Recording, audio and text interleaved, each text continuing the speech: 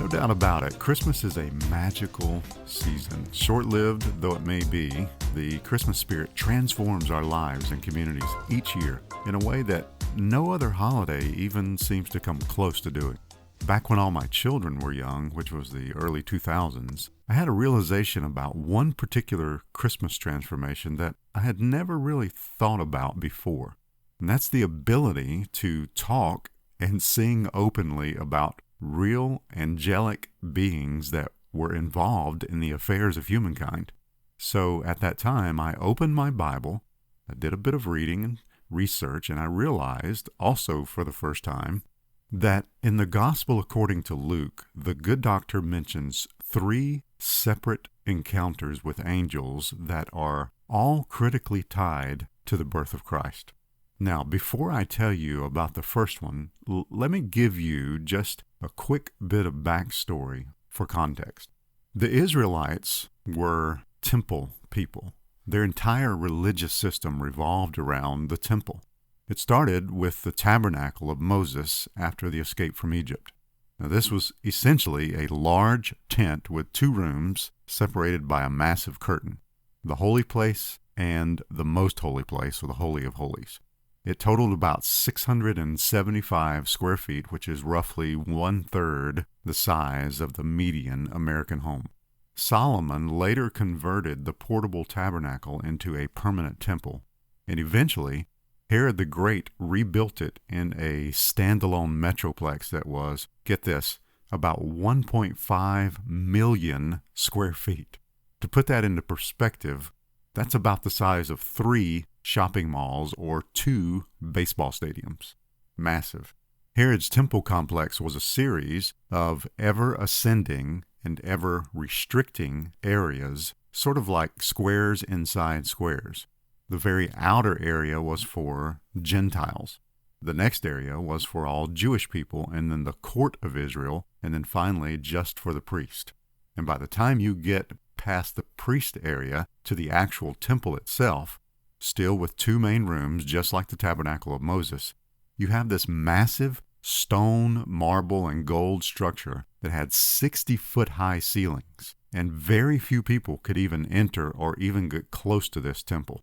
Oh, and the curtain that divided the holy place from the Holy of Holies in Herod's temple, 60 feet high, 30 feet wide, and 3.5 inches thick. That is a massive curtain. That brings us to our first angelic encounter here at Herod's temple in a highly restricted area away from the crowds. Imagine with me, the priests themselves are standing in a circle awaiting what was called the casting of lots. Now, no one really knows for certain what this looked like, though many speculate that it wasn't too dissimilar from flipping a coin or rolling dice. The big difference is that they followed Proverbs 16:33, which states very plainly, "The lot is cast into the lap, but its every decision is from the Lord." So in other words, no chance was involved in this process. God himself intervened in every single cast to give a predetermined outcome. The first lot, which took place at the break of day, was to decide who would clean the altar and prepare its fires. Later that morning, at the second gathering, lots were cast to decide who would offer the sacrifice and clean up the candlestick and the altar of incense. But the third lot, that was the most important, the most prized. Sure, the sacrifice was critical because it was the only way to obtain a quote-unquote meeting with God. But the sacrifice was not the end game. The highest honor of a priest's regular duties was in this third lot.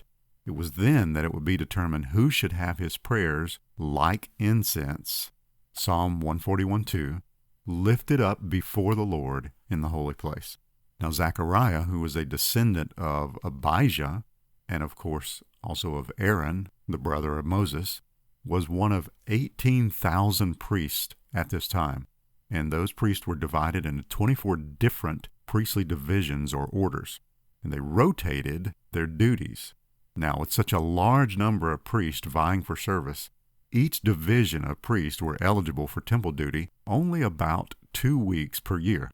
So, literally hundreds of priests are hoping for a chance each year to fill just a single handful of available service slots for their order's 2-week service period.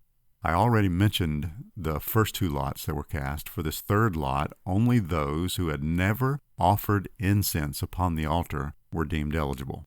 So this was truly a once-in-a-lifetime opportunity to be chosen for this sacred duty of prayer. After the assistants had reverently spread the coals on the golden altar and arranged the special incense, which was a mixture of frankincense and spices, the chosen priest was left alone in the holy place while the remainder of the priest awaited reverently outside in sort of anxious intercession. Zechariah and his wife Elizabeth had served the temple faithfully for many, many years. Luke 1:6 says that they were, quote, both righteous in the sight of God, following all the commandments and ordinances of the Lord blamelessly, end quote. Yet, despite their faithfulness, Elizabeth remained unable to have children. For a priest, it was the ultimate humiliation, the scarlet letter that he could not shake. And now, this one day, he found himself chosen by sacred lot to stand just inches from this incredible curtain that hung like an almost impenetrable wall, separating mankind from the very throne of God's representative presence on earth at the time. For Zechariah, it was surely a sign that God was not punishing him or his wife. Hope was being reborn. His heart raced and his hands trembled as he symbolically lifted up the people of Israel in prayer through the pure white smoke of the sacred incense. But deep down, Zechariah remained burdened by his own situation. Surely, the thoughts of his barren Elizabeth fought their way through his subconscious mind as he prayed silently and reverently. Because of the building materials used on the temple, the sheer size of the temple complex, and the highly restrictive nature of each ascending area, inside the temple where Zechariah stood was eerily quiet. Any noise from outside would have been completely lost in the reverential solitude of the holy place. Zechariah was truly alone with God and with his own thoughts. He could probably hear his own heart beating out of his chest from the nervousness of this sacred moment. And then the unimaginable happened. Luke says that, quote, an angel of the Lord standing on the right side of the altar of incense appeared to Zechariah. Out of nowhere, a massive, glorious, terrifyingly beautiful supernatural being is standing right next to Zechariah. To say he would have been confused and frightened beyond words has to be the understatement of the century. Zechariah probably felt his knees buckle and his head grow faint from the sudden rush of adrenaline. His eyes filled with terror as he stood frozen in holy awe. Then the angel actually spoke to him. Do not be afraid, Zechariah. Yeah, right. I'm thinking it was probably a little late for that, but of course the angel knew exactly what he was saying. In other words, I know you are presently afraid, but you can stop being afraid now because, quote, your prayer has been heard, and your wife Elizabeth will bear you a son. You will name him John. Joy and gladness will come to you, and many will rejoice at his birth, end quote. Wow. The joy that Zechariah experienced at that moment must have been completely overwhelming. After all these years, it was finally true. God was not mad at him after all. God had heard his prayers, every single one of them. God heard every prayer he prayed.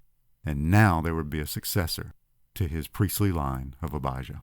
Despite his doubts and concerns, Zechariah lived to see the birth of his son John. The words of Gabriel, though many months before the birth of Christ, rang true, and the world would never, ever be the same again. Maybe you find yourself in a similar situation, trying your best to serve God faithfully, but wondering why God still has not answered that one prayer that you've been praying for weeks or months or even years. And you wonder, is God mad at you? Or even if he's actually listening at all. I want to encourage you, that's the wrong way to think. During this Christmas season, may your heart's desire be like holy incense reaching straight up into the throne of heaven. And may the words of that special Christmas angel ring just as true for you as they did for Zechariah all those years ago in the holy place of Herod's temple. Do not be afraid, for God has heard your prayers. Remember, a better mind always leads to a better life.